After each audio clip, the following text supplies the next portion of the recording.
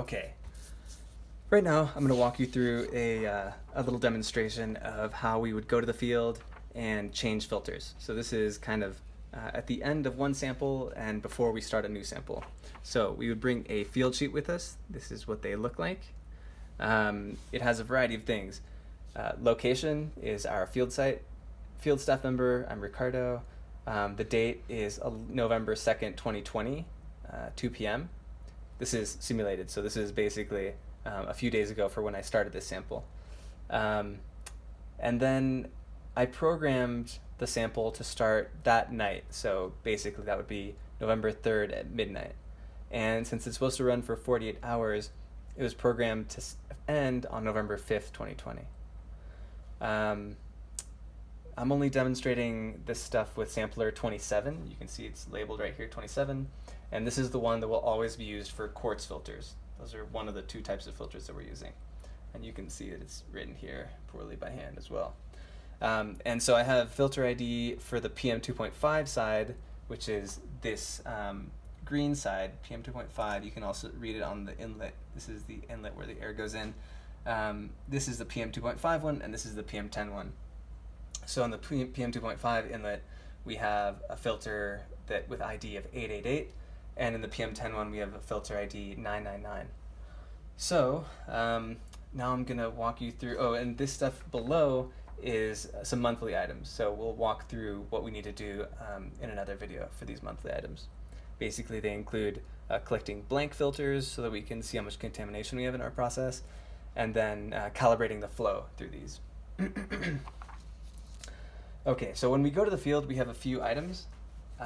First off, we have a bag with our used filter Petri dishes. So these are where we're going to put our used filters. We have a bag with our clean filters that we're going to use. A little screwdriver is helpful. I'll show in a minute. This tool is used to remove the inlets. And I'd like to work over an aluminum foil surface in case anything falls. It's really nice to have a clean, uncontaminated surface there.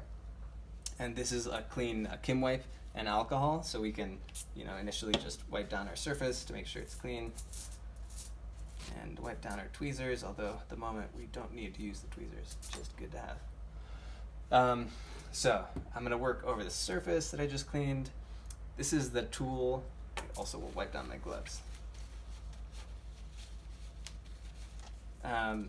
This is the tool used to remove the inlets. So I'll start with the PM 2.5 quartz inlet. And actually, before I do that, I will prepare the Petri dishes. So PM 2.5 Petri dish is number 888. It's labeled 888 here. And I'm going to put a new filter in it. We'll use filter 111. So these are rather hard to open. So I'm going to prepare by opening this one. I use a little screwdriver to kind of pry it open so it doesn't shoot out.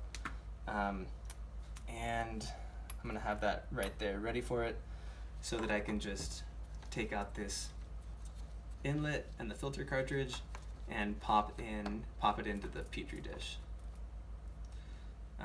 So right now it's not really falling into, there we go.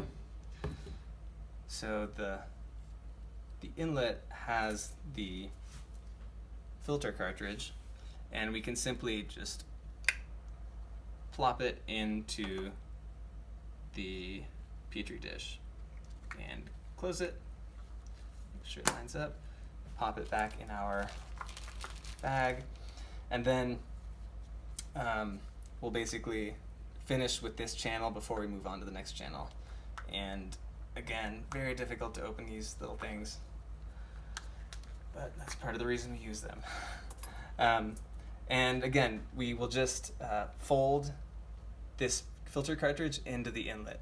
And so you can see it's aligned correctly because there's this big circle in the middle, and it goes with the corresponding circle here.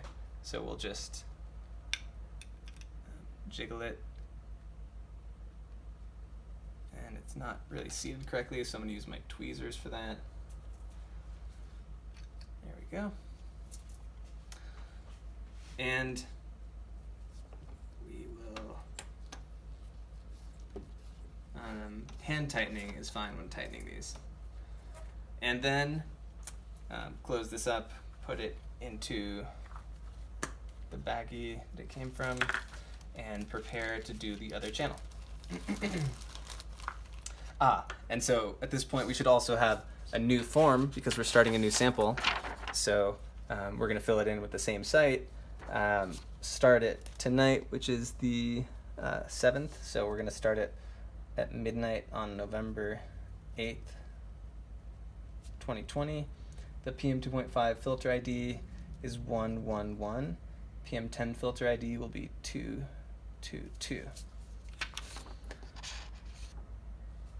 So we can continue now. Let's see. I should also fill in a few of those other details. So yes, filter cartridge or filter ID 222 is ready here. I'm gonna open it, so I'm ready to do everything quickly. It's nice to work quickly in the field in case, you know, a gust of wind comes by or something. Can be kind of a nuisance. I'm gonna open the filter petri dish for filter 999 and then use our little tool to open it up.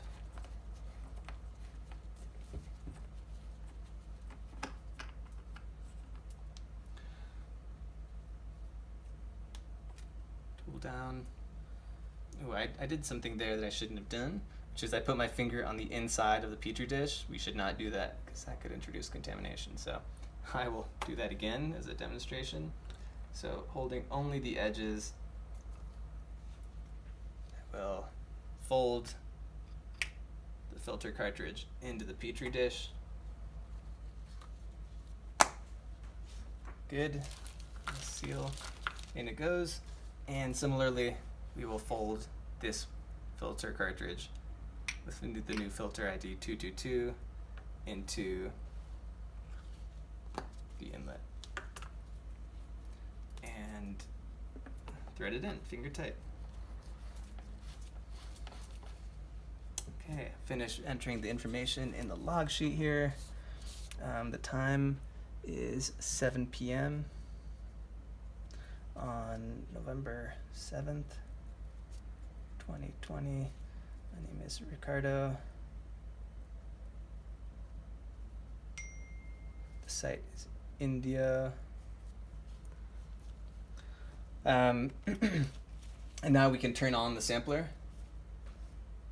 Blue light will come on, and then we're ready to program the run on the Aspen app. Okay, we'll just pack this stuff up, put it into our cooler so that the filters stay cool. Fold this for recycling. I usually have a little toolbox to put this stuff, so probably in the cooler where we have the filters stored, we can also put these tools.